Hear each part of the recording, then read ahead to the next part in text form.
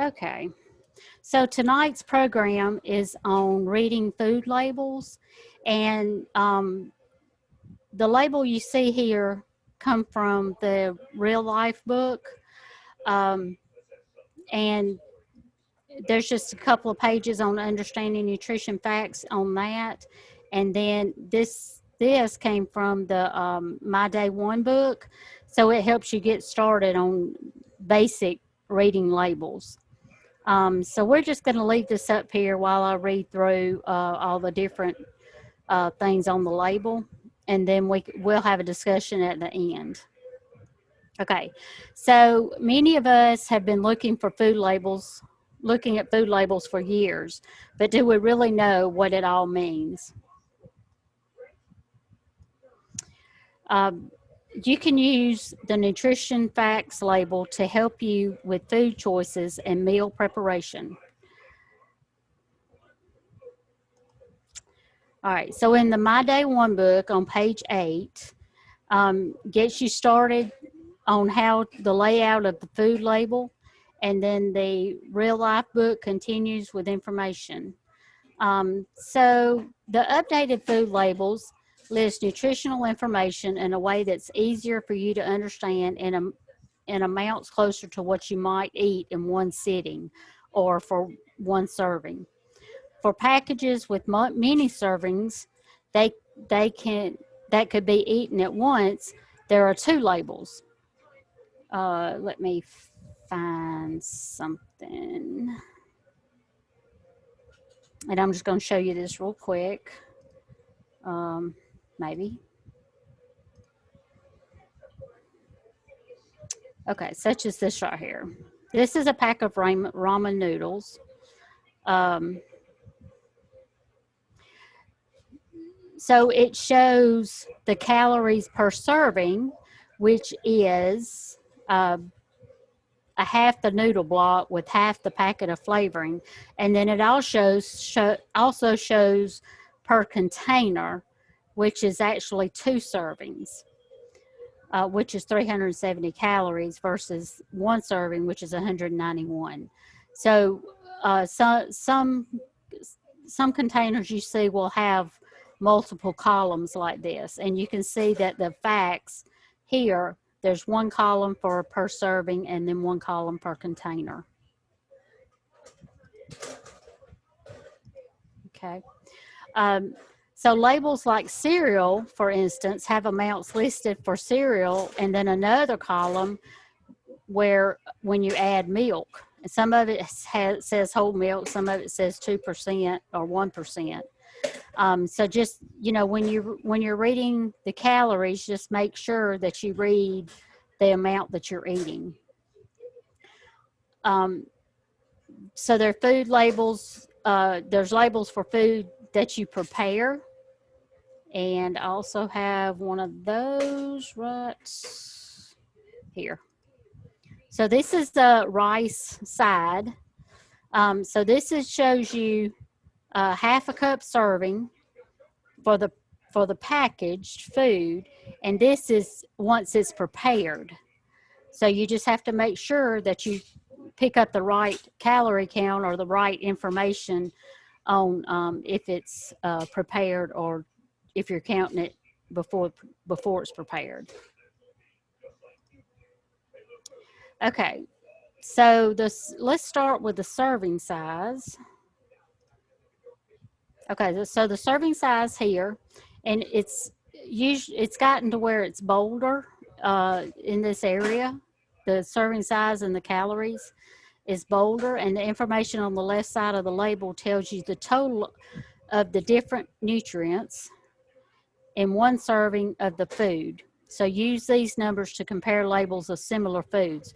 So if you're looking for like a lower fat alternative or a lower calorie alternative, just compare the labels. I know if you do like oatmeal, I've checked oatmeal, the fat-free versus the low sugar versus the regular oatmeal, and there's very little difference if you really look at it. So the calories and serving size is bolder. So the number of calories are important in maintaining uh, and losing weight. To lose, you need to eat fewer calories than you burn. So find out how many calories you must eat to lose weight. A calculator is available on the TOPS website under the tools and trackers. There's a daily calorie needs calculator that will, if once you fill it out, it'll show you how many calories you need to lose weight or to maintain weight. So next is the fat. So on some labels, calories from fat have been removed from the newer labels, and total fat includes both healthy and unhealthy fats. So the healthy fats are unsaturated fat, helps lower your cholesterol and protects your heart. The unhealthy fats are saturated and trans fats, which raise your cholesterol and increase the risk of heart disease. So try to choose foods with the least saturated fat and no trans fats. Fat is calorie dense and has more than twice the calories of carbs and protein per gram. So I believe it's like 9 calories in 1 gram of fat, if I'm not mistaken. Okay, so the cholesterol is much like the fat. The lower the milligrams of cholesterol, the better. And cholesterol will also increase the risk of heart disease. All right, sodium.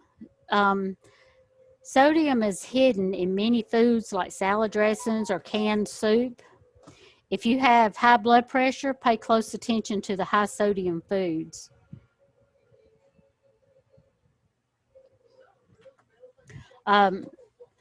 So you want to get 2,300 milligrams of sodium or less per day.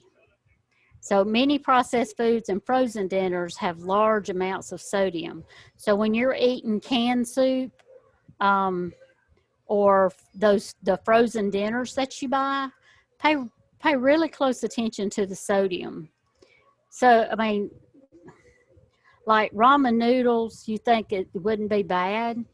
This whole package, that's over half, that almost your total daily intake of sodium. I have a can of soup right here, and this is the Progresso, just the vegetable soup, 690 milligrams of sodium.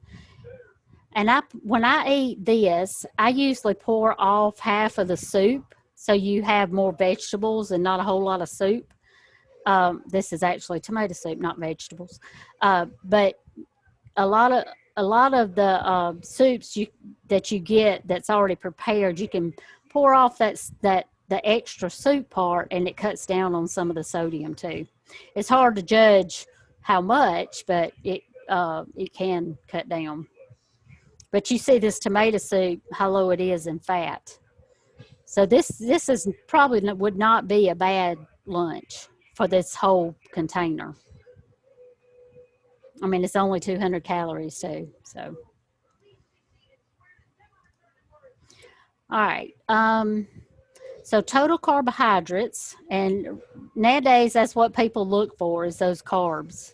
So the total carbohydrates include sugar, starch, and fiber. So the dietary fiber, the recommendation of fiber is to eat 25 grams per day for women and 38 grams per day for men. So the bottom line is the more fiber, the better. And I don't know very many people that get their total daily fiber in their food. So the total sugars are now listed instead of sugars. So this is really maybe a little bit older. Let's look at one of these other packages. So right now, see, they have total sugars instead of let's see. Yeah. So the labels now show added sugars, which these are sugars that are added to the food product in addition to those naturally occurred in the products. So you have to really look at the added sugar on labels also. Let's look at, now this is a can of green beans. So it's got 3 grams of total sugar and no added. All right, this is pineapple. See, this is pineapple in its own juice. So it's got natural sugars is 15 grams, and there's no added sugar. If you get the one in heavy syrup, you know, compare the added sugar and see how much it is. All right, so sugar alcohols are listed on foods that are normally low in sugar or sugar-free. So sugar alcohol has fewer calories than sugars and starches, but you know, there's still calories in sugar alcohol.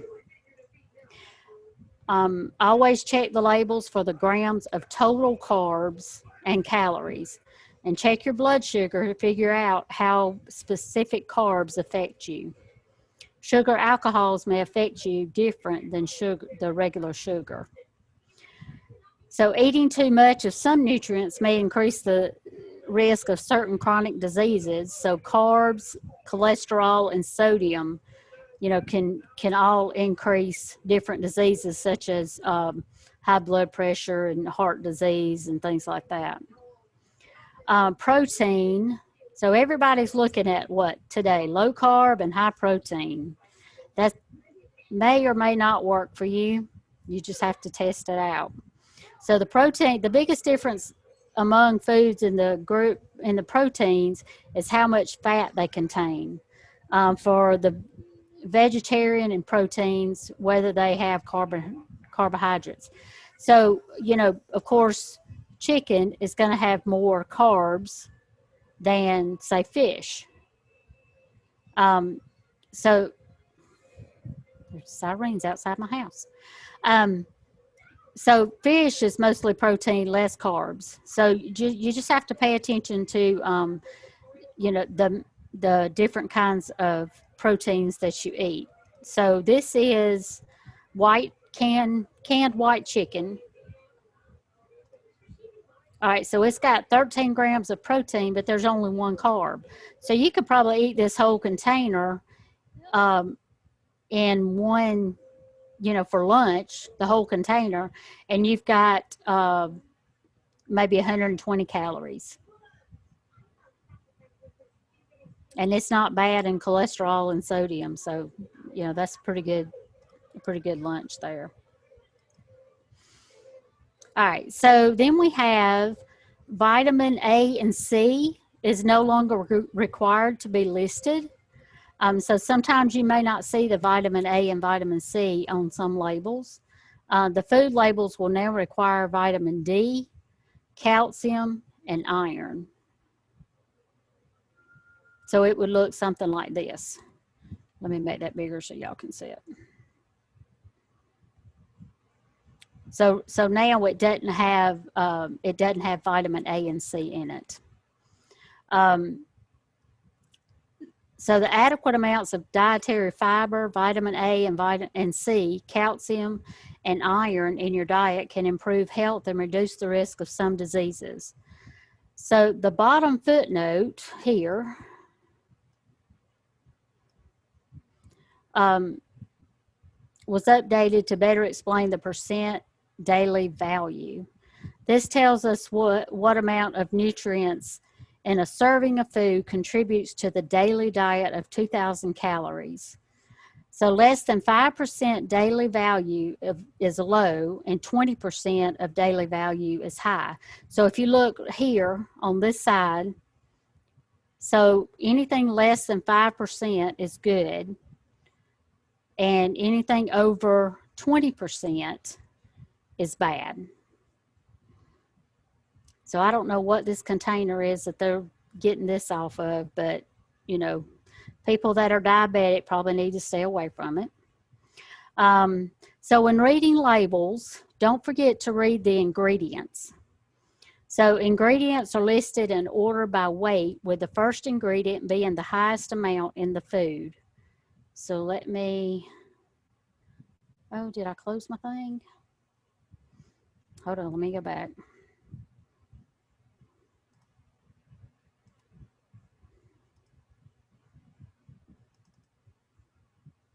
I closed all my stuff here.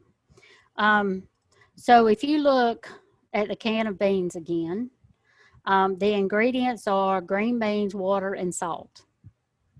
So the ingredients is listed with the highest amount of food first. So the ingredient list is a good place to look for heart-healthy ingredients such as olive, canola, and peanut oils, or whole grains like whole wheat flour and oats. And to find bread high in whole grain, the word whole should be at the start of any grain listed. Let's see what else we got here. I don't remember what this is. Oh, that's not the ingredients, is it? Okay, so cooked white chicken, or the fewer ingredients it has, the better, the healthier it is for you. If you find foods that you can't read the ingredients, then you probably don't need to eat it because it's way too processed. So look for foods with fats, cholesterol, and sodium on the low end of the daily value, and keep fiber, vitamins, and minerals on the high end. So what you eat is up to you. Use food labels to help you meet your healthy eating goals. Okay, so I'm going to unmute, and so we can discuss. Oh, that's not what I want to do. Hold on.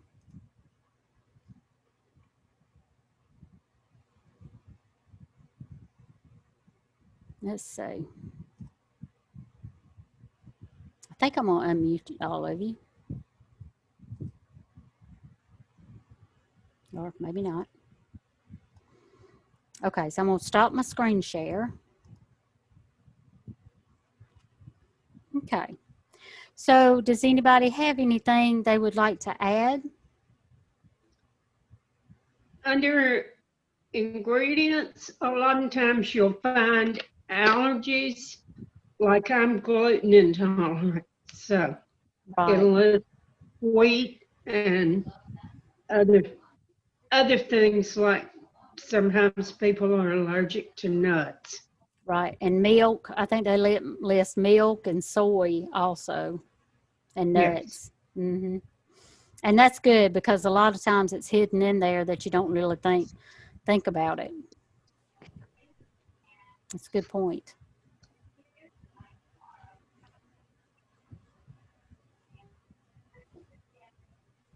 Okay. Does anybody else notice anything on the labels?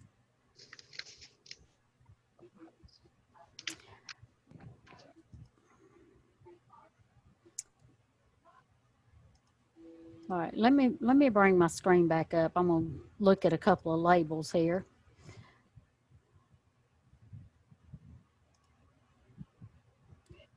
And this is just some, don't judge me, but some stuff I had in my cabinet. So let's see. Let me go back to where those were.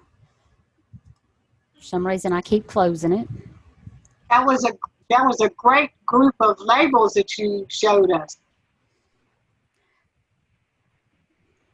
Well, I just went to my cabinet and picked some stuff out, and I tried to pick the good stuff. Where am I at? Here we go. So let's just bring up. All right, so this is just regular Jello, but a lot of times, you know, they'll have things on the front. But you have to read the fine print, because a lot of times, you know, a quarter of a package of Jello is not very much. and you could probably eat, a cupful and not even think about it. So you have to make sure that serving size, especially if you are counting calories. And look, this Jello, you wouldn't think about it being so loaded with sugar, but that's 38% of added sugar. Like I said, the white chicken is good. And I always buy in 100% juice. If you buy in heavy syrup, you'll see this added sugar is crazy. And a lot of times I'll eat this pineapple, eat like a half a cup of pineapple and like 2 or 4 tablespoons of the Cool Whip Light. That's usually my midnight snack, which is not bad at all. All right, so that's the tomato soup. The garden vegetable Progresso soup is usually what I eat, and it's it's probably about the same as this, but like I said, I pour off about half the soup, because I like to have a thicker vegetables than all the soup. So, and that gets rid of half of that sodium if you pour off. And when you eat vegetables like we'll say this is black-eyed peas.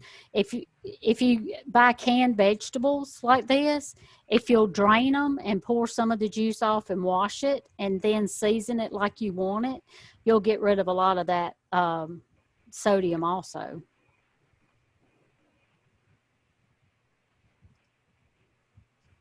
And this right here, I could probably eat that whole thing, for lunch, but it's only a half a cup serving. So you'll see this right here on the front of a lot of packages, but you got to make sure that you look at that serving size, because you read this and you're like, oh, I can have the whole thing. Wrong. So that's 2.5 servings in this package. And if you eat the whole thing, it will add up. Yep, you had to watch that. Yep. I made several mistakes by doing that. And after I eat it, I look, I says, oh my gosh. Yes, that's right. So this is a can of Sunkist soda. It's all added sugar. And this is why we don't drink regular Cokes. But, if you got to be careful, though, because the Diet Cokes, it may have zeros on everything, but you got to look down here, because that artificial sweetener, can take your blood sugar up just as much as, regular sugar can. And the diet sodas, I have found, makes me crave sweets. They researched, and you know that they researched that, and that's what they found. Yeah. And I stopped drinking them for a long time. I didn't have any for almost 2 years. And I have read that the artificial sweetener affects your memory too. And I sure don't need anything to do that.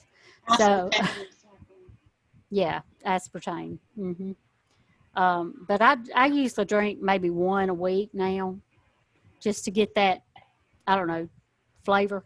And the yellow dot 8 and the red 40 down there, those are stuff also really bad stuff. Yeah, all the extra stuff down here, it can't be. I mean, that's mostly chemicals and stuff. Yeah. And it can't be good. That's extra stuff you're putting in your body. All right. So, the ramen noodles, you got wheat flour, and all this extra stuff down here. If I eat one of these for lunch and that's all I eat, I have a headache because of high blood pressure, because of the salt. All right, so this is what is this? That's the ingredients of the tomato soup. and the pineapple.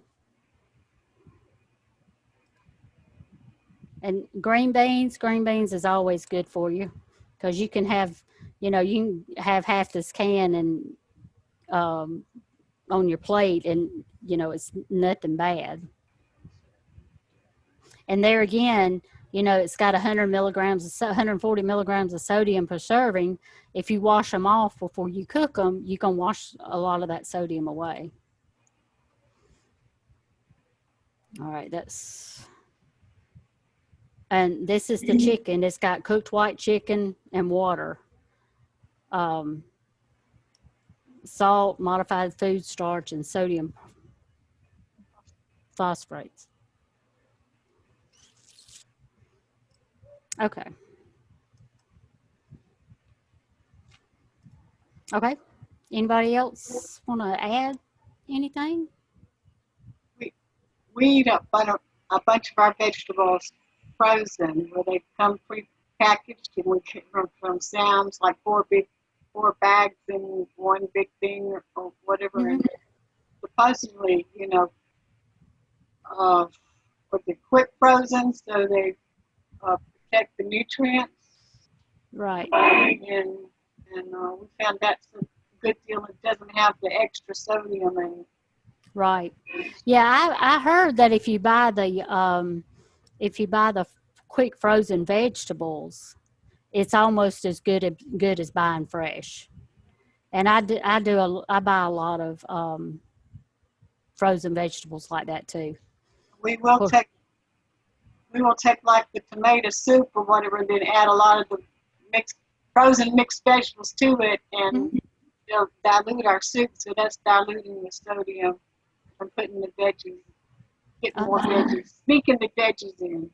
Yeah, well, that sounds good.